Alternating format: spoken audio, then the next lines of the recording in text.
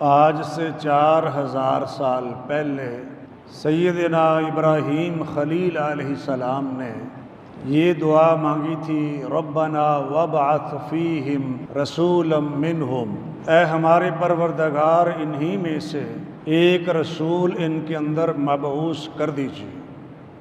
آج سے 2000 سال پہلے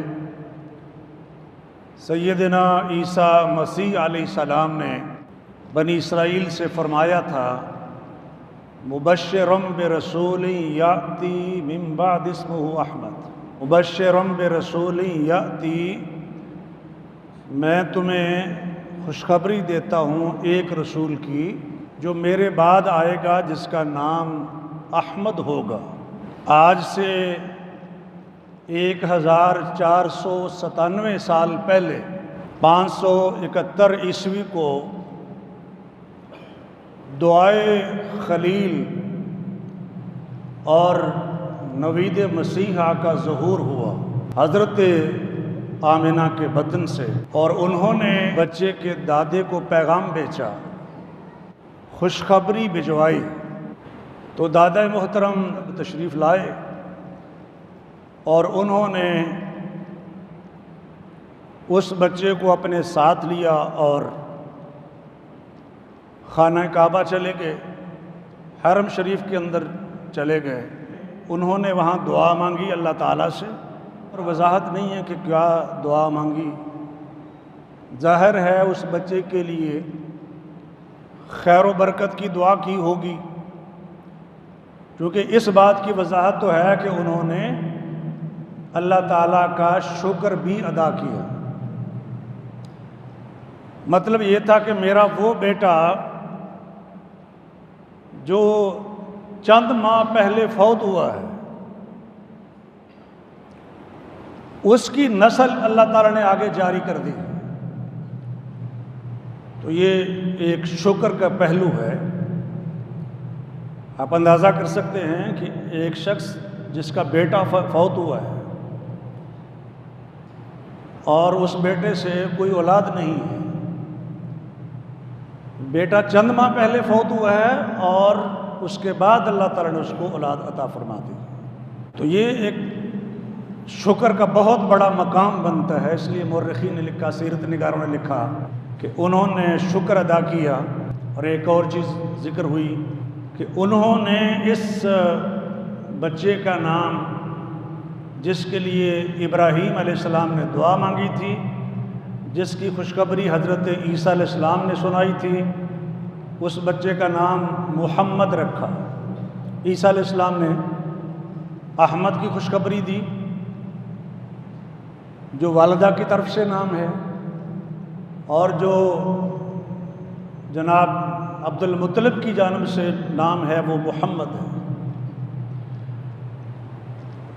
اور یہ بھی لکھا ہے کہ عربوں میں یہ نام معروف نہیں تھا۔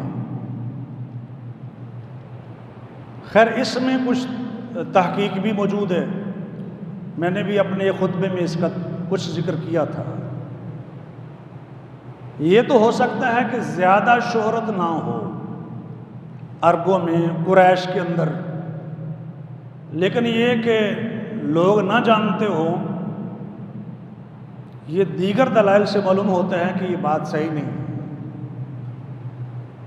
بلکہ حافظ ابن حجر اسقلانی رحمۃ اللہ علیہ نے جہاں اسماء الرسول کا بیان ہے، وہاں فتح الباری میں 15 نام ایسے ذکر کیے ہیں جن کا نام محمد تھا نبی علیہ السلام کی ولادت سے پہلے۔ اور اس پر میں نے ایک ریسرچ آرٹیکل بھی لکھا ہے، اور اس میں نے 16 نام ذکر کیے، یعنی 16 پہلے ہیں اور نمبر 17 پہ محمد بن عبداللہ بن عبد المطلب ہیں صلی اللہ علیہ وآلہ وسلم۔ اس کی وجہ یہ ہے کہ نبی علیہ السلام کی بعثت کا زمانہ جب قریب آیا تو جو پہلی کتابوں میں ذکر تھا، آپ کے بارے میں نشانیاں بیان کی گئی تھی،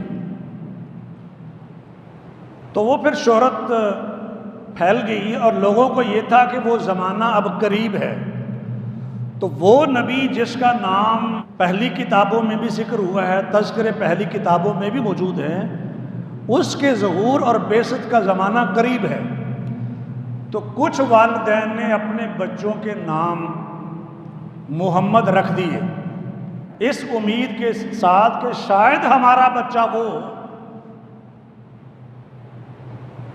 لیکن اللہ کی قدرت دیکھیے کہ جن 15-16 بچوں کے نام محمد الرسول اللہ صلی اللہ علیہ وسلم کی ولادت سے پہلے محمد رکھے گئے تھے، ان میں سے نہ تو کسی نے نبی ہونے کا دعویٰ کیا ہے اور نہ کسی میں نبوت اور رسالت کی علامتیں پائی گئی ہیں۔ یہ اللہ کی طرف سے صداقت محمدی کی حفاظت کا انتظام کیا جا رہا تھا، اور جب واقعتاً وہ محمد رسول آگے علیہ السلام تو پھر انہوں نے اعلان بھی کیا، اور ان کے اندر وہ ساری نشانیاں موجود تھیں جو نبی رسول کی ہوتی۔ تو خیر یہ ایک الگ تفصیلی موضوع ہو جائے گا۔ عرض یہ کرنے لگا تھا کہ نبی علیہ السلام کی ولادت پر آپ علیہ السلام کے دادا محترم نے حرم مکی میں جا کر اللہ کا شکر ادا کیا، چونکہ انسانی فطرت بھی یہی ہے کہ انسانی فطرت نعمت ملنے پر اللہ کا شکر ادا کرتی ہے۔ اگر وہ شخص اللہ کا ماننے والا ہے تو وہ اللہ کا شکر ادا کرتا ہے، یا کسی بھی گاڈ میں وہ بلیو کرتا ہے تو اس کا شکر ادا کرتا ہے، یا زمانے کو اگر خدا کہتا ہے تو وہ اس کا شکر ادا کرتا ہے، یا جس کو بھی سمجھتا ہے کہ اس کی طرف سے یہ بلیسنگز ہیں اس کے آگے پھر وہ تھینکفل ہوتا ہے۔ یہ انسان کی فطرت میں ایک چیز شامل ہے۔ لیکن ہم بات کر رہے ہیں ان لوگوں کی جو اللہ تعالیٰ کو ماننے والے ہیں، اس لیے حضرت عبد المطلب کا جو تذکرہ ہے کہ انہوں نے اللہ سے دعا مانگی اور اللہ کا شکر ادا کیا، مطلب یہ کہ جس نے یہ فضل کیا ہے ان کے خاندان کے اوپر۔ اور دوسری بات یہ ہے کہ اللہ تعالیٰ کی رحمت ملنے پر اور اللہ کے فضل ہونے پر اللہ کا شکر ادا کرنا یہ ضروری ہے، اور اللہ کی رحمت ہوئی ہو تو خوش ہونا یہ بھی جیسے فطری تقاضا ہے ویسے شرعی تقاضا بھی ہے۔ ممبر پر کھڑا ہوں، میرا یہ ایمان اور عقیدہ ہے کہ نبی علیہ السلام کی آمد پر جس شخص کو خوشی نہ ہو اس کا اسلام اور مسلمانوں سے کوئی تعلق نہیں ہے۔ یہ سیدھی سی عقیدے کی بات ہے۔ ہمارے ہاں جو تھوڑی بہت بحثیں چلتی ہیں وہ خوشی کا اظہار کیسے کرنا چاہیے اس پر ہیں، اس پر آپ کو کہیں اختلاف نظر نہیں آئے گا۔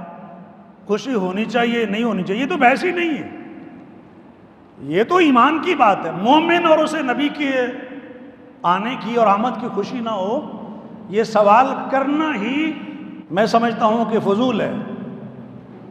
کہ جس ہستی کو مان کر وہ مومن اور مسلمان ہے، اسی ہستی کے آنے کی خوشی نہیں ہے اور پھر وہ مومن بھی ہے، میری سمجھ میں کم از کم یہ بات نہیں آتی، اور کوئی بھی باشعور آدمی اس چیز کو نہیں سمجھ سکتا۔ ایک شخص ایمان کا دعویٰ بھی کرے اور اس کو آمد مصطفیٰ کی خوشی نہ ہو، یہ دو متضاد چیزیں۔ خیر بات لمبی ہو جائے گی، میں عرض یہ کرنے لگا تھا کہ اللہ تعالیٰ کے فضل و احسان اور اس کی رحمت کے نتیجے میں مومن کی ذمہ داری یہ ہے کہ وہ خوش ہو۔ ایک میں آیت پڑھ دیتا ہوں آپ کے سامنے، وہ اگرچہ رحمت قرآنی کے حوالے سے ہے۔ سورہ یونس میں اللہ تعالیٰ لوگوں سے مخاطب ہیں، یا ایھا الناس قد جاءتکم موعظۃ من ربکم وشفاء لما فی الصدور وہدی ورحمۃ للمؤمنین قل بفضل اللہ وبرحمتہ فبذلک فلیفرحوا هو خیر مما یجمعون۔ اے لوگوں، تمہارے پاس ایک گڈ ایڈوائس آ چکی ہے، اچھی نصیحت آ چکی ہے تمہارے رب کی طرف سے، اور جو سینوں کے اندر ہے ان کی شفا آ چکی ہے۔ سینوں میں منافقت ہو،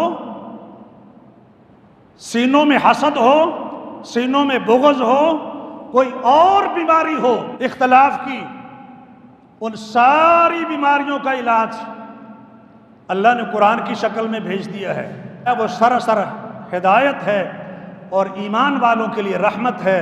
قل، فرمائیے، بفضل اللہ، اللہ کے فضل کے ساتھ، وبرحمتہ، اور اس کی رحمت کے ساتھ، یعنی اللہ نے جو تم پر اپنا فضل کیا ہے اور تمہیں اپنی رحمتوں سے نوازا ہے، فَبِذَلِكَ فَلْيَفْرَحُوا، مومنوں تمہیں چاہیے کہ بہت زیادہ خوش ہوں آپ۔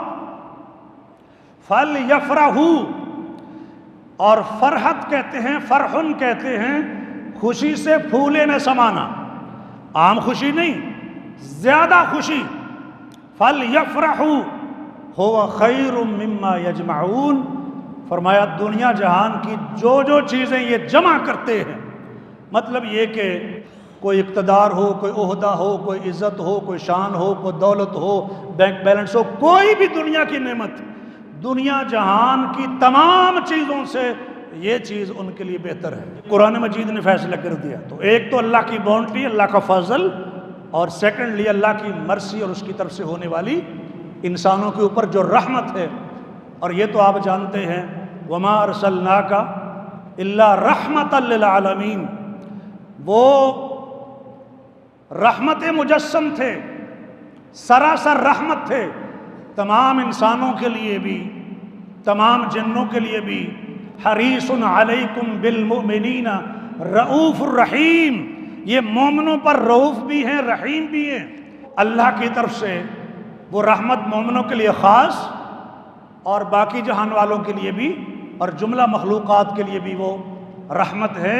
تو اللہ کی رحمت کی آمد پر فَلْيَفْرَحُوا، مومنوں کو بہت خوش ہونا چاہیے۔ اب یہ جو لفظ میں عرض کر رہا ہوں، فَلْيَفْرَحُوا، ریجوائس، اب ریجوائس کیا، یہ عام خوشی نہیں ہے، اس کا اظہار کرے مومن۔ اور یہاں تمام انسانوں سے اللہ فرما رہے ہیں، یا ایھا الناس، اللہ مخاطب ہے۔ اور وہ حدیث جو صحیح بخاری میں ہے کہ ایک یہودی نے کہا حضرت عمر سے رضی اللہ تعالیٰ عنہ، تمہاری کتاب میں ایک آیت ہے جو تم پڑھتے ہو، اگر ہماری کتاب میں ہوتی تو ہم اس دن کو تہوار بنا لیتے، عید کا موقع اور سما بنا لیتے، اگر وہ آیت یا وہ حکم، وہ بیان، وہ خوشخبری ہماری کتاب میں ہوتی۔ حضرت عمر پوچھتے ہیں وہ کون سی آیت ہے؟ تو یہودی نے کہا، توجہ فرمائیے گا، الیوم اکملت لکم دینکم واتممت علیکم نعمتی ورضیت لکم الاسلام دینا۔ یہ آیت یہودیوں کو قرآن کی آیتیں یاد ہیں، اور مسلمان ایم فل اور اسلامک اسٹڈیز میں پی ایچ ڈی کرتے ہوئے بھی آیتیں غلط لکھتے ہیں اور یاد بھی نہیں ہوتی۔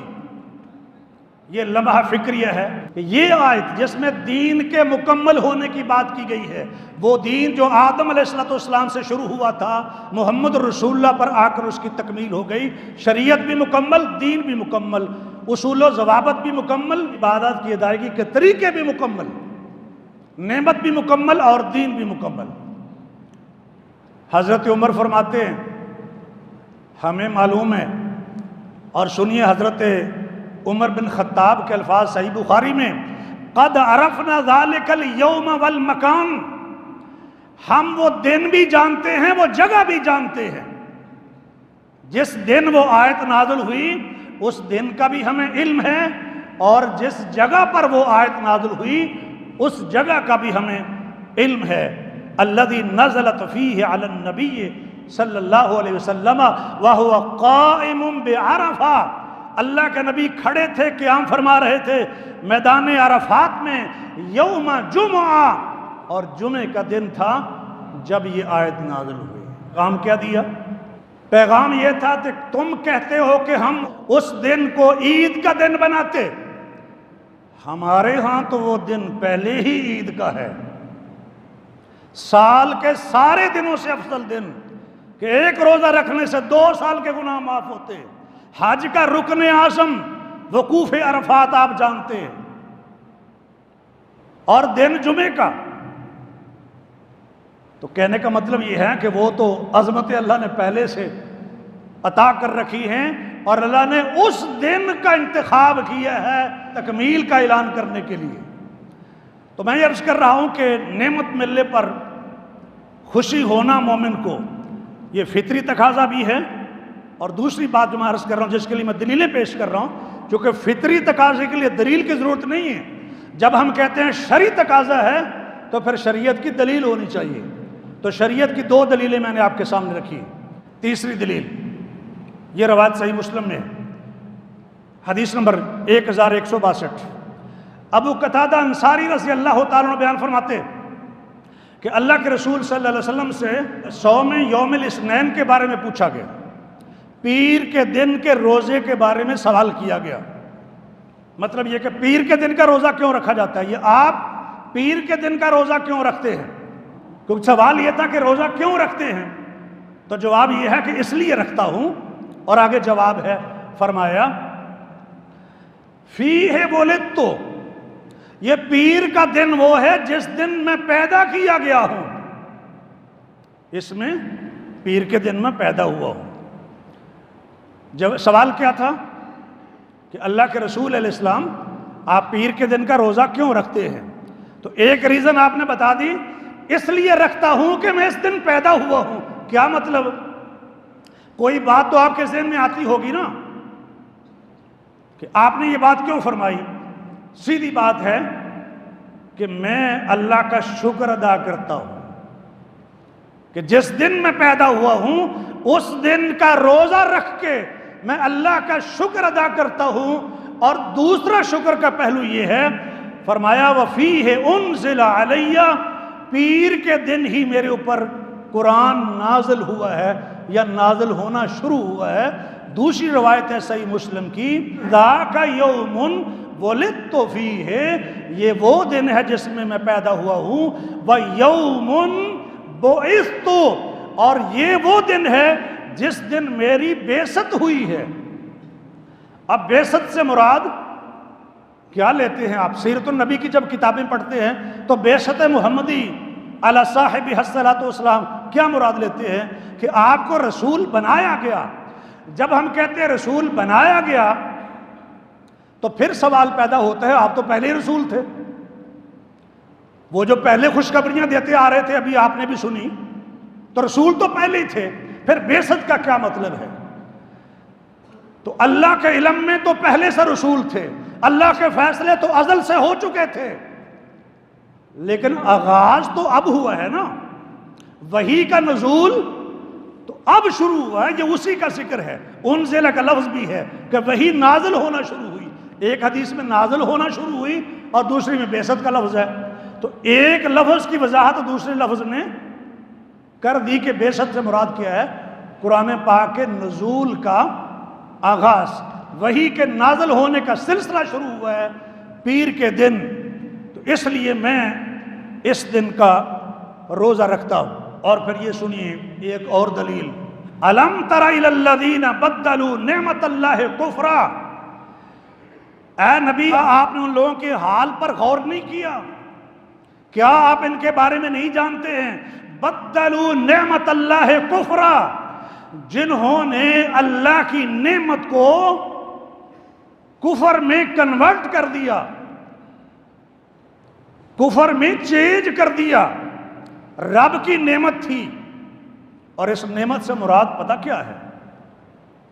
پہلے تو یہ سمجھ لیں کہ یہ بدلنے والے کون تھے؟ جن کے پاس رب کی نعمت آئی انہوں نے رب کی نعمت کا شکر ادا کرنے کی بجائے ناشکری کا راستہ اختیار کیا، کفر کا، ڈس بلیف کا راستہ اختیار کیا۔ اگرچہ یہاں کفر سے مراد ناشکری کا مفہوم بھی لیا جا سکتا ہے، اگرچہ ٹرانسلیٹرز نے اس کا ترجمہ کیا ڈسبیلیف، یعنی مومن نہ ہونا، کافر ہونا، کفرن، بدلوا نعمت اللہ کفرا۔